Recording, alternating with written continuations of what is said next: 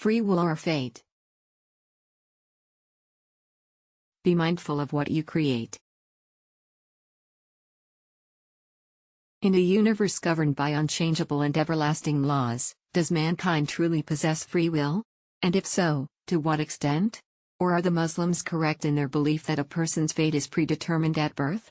It is undeniable that everything that occurs in a person's life is in accordance with law. There is no room for chance or coincidence. Every event is complexly connected to a preceding cause and a subsequent effect. However, to suggest that mankind is devoid of choice and simply a puppet in the hands of a higher power is illogical and goes against the very nature of God, the divine. It is degrading to think that we are trapped in the complexities of life, struggling in vain to break free like flies caught in a spider's web. This suggests that our efforts for progress and growth are nothing more than a source of amusement for the Almighty God of the universe. Such a belief would imply that God is inferior to man, for no earthly father would keep his children in bondage when he has the power to set them free. It is time to reject the idea that we are simple pawns in a universal game, and instead embrace the power and agency that we possess as individuals. Let us rise above the constraints of fate and take control of our own destinies. As we think about the concept of free will, we must ask ourselves, what is the true extent of its power? Is it comparable or complete? The freedom of our will is indeed real, but it is also relative and conditioned. We, as humans, are faced with a multitude of constraints and influences, yet we still possess the ability to choose our own path. In spirit, we are both bound and free. Our lives are shaped by a variety of factors, such as our inheritance, environment, physical makeup, habits, prejudices, and ignorance. From a young age, we are molded by our surroundings and experiences, which in turn shape our personalities and decision-making abilities. It is with this foundation that we must navigate the complexities of adulthood. While we have the power to choose our actions, we must also acknowledge the limitations imposed upon us by our past and present circumstances. Our choices are influenced by our upbringing, education, and environment. It is crucial to recognize the importance of these factors in shaping our destinies. Ultimately, we are bound by the law of cause and effect, or karma. Our actions have consequences, and our future will be a result of the choices we have made. It is futile to blame luck or fate for our predicaments, as we are the architects of our own lives. Ignorance is not an excuse, for we are accountable for our actions on all levels: physical, moral, mental, and spiritual. Let us not be victims of our circumstances, but rather masters of our own destinies. Embrace the power of choice, but also recognize the responsibility that comes with it. Our lives are a reflection of our decisions. Let us choose wisely and create our own paths with courage and conviction. As we create our own future, we hold the power to create it as we see fit. Within each of us lies the ability to transform our lives and surroundings into something truly remarkable. The key to this transformation lies within ourselves, not in external forces. Instead of trying to change our environment, we must first change ourselves, and watch as the world around us responds in kind. There are certain unyielding principles in life that we must stick to, as those who disobey them will face harsh consequences. Honesty, decency, love, and brotherhood are eternal truths that cannot be ignored without facing repercussions. The same goes for natural laws. No amount of pleading or suffering will change their course. Just as sticking your hand in fire will result in a burn, violating natural laws will lead to inevitable consequences. Cause and effect, or karma if you prefer to call it, both immediate and distant, plays a significant role in our lives. Many of the causes set in motion began long before our arrival on Earth, and some will only come to fruition after we have passed on from this earth. It is crucial to only set in motion causes that will bring about positive effects, as every thought, desire, wish, and action contributes to our future, our destiny. Remember, once a cause is set in motion, it must run its course. There is no escaping this law. Every decision we make shapes our future, for better or for worse. It is up to us to be mindful of the causes we create, as they will inevitably determine the course of our lives. What is the will? Is it a primary or secondary urge? The will is the self in action. Wherever true choice exists, the ego is expressing itself. The strong-willed individual has developed a stable character that guides them through conflicts. Their desires are organized and aligned with predetermined purposes and goals. On the other hand, the weak-willed person is controlled by their desires and appetites, often leading to destructive outcomes. While it may seem that we are born with a fixed level of intelligence that cannot be changed, it can be developed through training. We are not bound by a predetermined character, it is a result of training and personal choices. Almost anyone, except for those who are unable to learn from examples, can become a decent, normal, and useful individual. If someone becomes a criminal, it is not due to their nature but because of their choices. Punishment is based on the idea of responsibility and accountability, which rely on the relative freedom of the will. No one would argue that they have no free will in a court of law. People only try to avoid accountability when their choices are unwise or unethical. Those who are unable to distinguish right from wrong due to a mental disorder should be placed in an institution where their actions are controlled by others. It is essential to recognize the power of the will and the impact of personal choices on our lives. Even children possess the inborn ability to distinguish between right and wrong, and understand that they have the power to make choices. When young Willie breaks a neighbor's window or takes money from his mother's purse, his parents do not make excuses for him by claiming he lacks free will. Instead, they instill in him the understanding that there are consequences for his actions. As he grows, he learns from nature that punishment is inevitable and a fundamental law of life. Transgressions come with a price, much like a burned hand when touched by fire.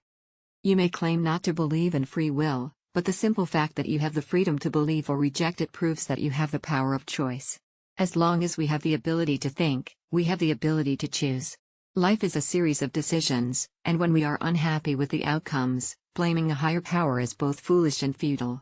Instead of wasting time on regret and excuses, we must commit to being more mindful in the present. If we have made poor choices in the past, we can use our free will today to set in motion actions that will lead to positive outcomes in the future. Some argue that free will is impossible in a universe governed by unchanging laws. However, it is precisely because of these laws that man is able to have free will. In a world without order or purpose, man would have no choice at all. It is the predictability of cause and effect that allows man to make informed decisions about his actions. There is a central purpose and plan to existence that we must adhere to, whether we like it or not.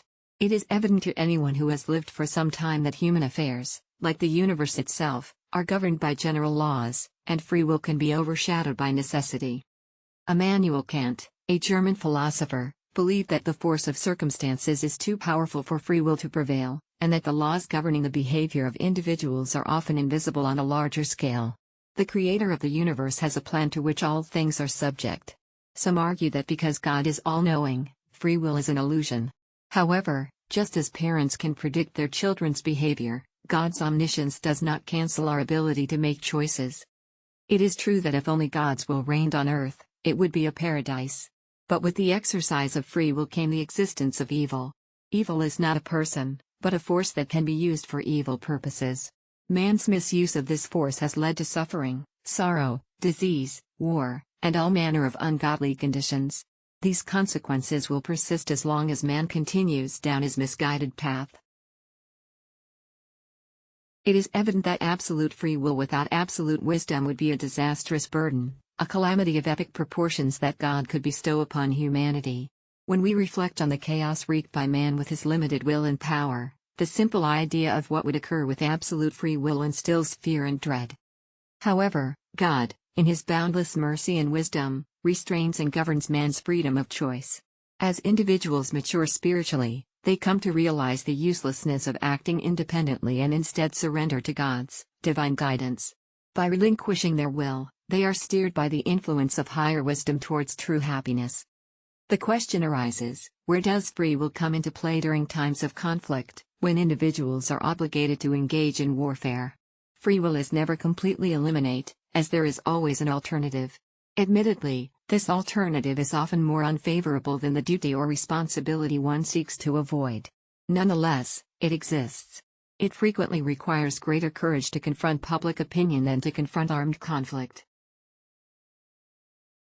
Furthermore, as a member of the vast human family, mankind accumulates collective karma that is often discharged collectively, such as in times of war or national emergencies.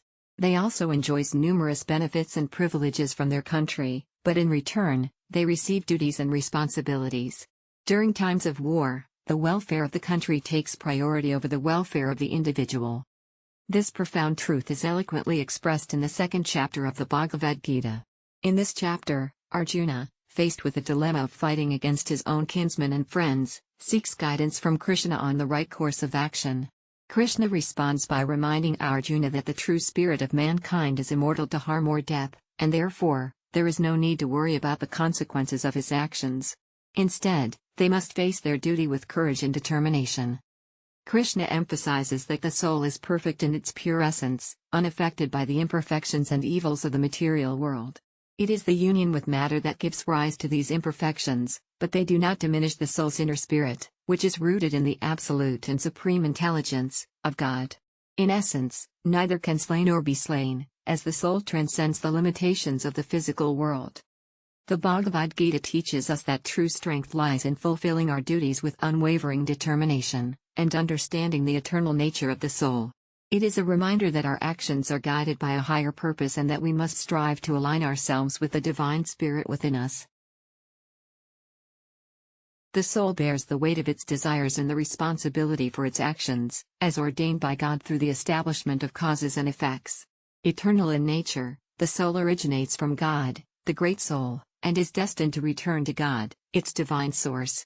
However, in its pure and untainted state, the soul must undergo a process of refinement and purification to rid itself of the evils and errors accumulated through its earthly existence. In the afterlife, we will come face to face with the lasting consequences of our words and deeds. Experiencing sorrow and grief as we witness the effect of our actions unfold before us. Upon our return to the domain of our Father, we will be called to give an account of our journey here on earth, and the stewardship entrusted to us. As rational beings with free will, we are held accountable in both the present and the hereafter. The complicated web of destiny weaves a complex cover from the threads of life's spindle, guiding us through the twists and turns of our existence. As we navigate the path towards our ultimate reunion with God, the Great Soul, let us strive to purify our spirit and fulfill our divine purpose with love, courage and conviction. Peace.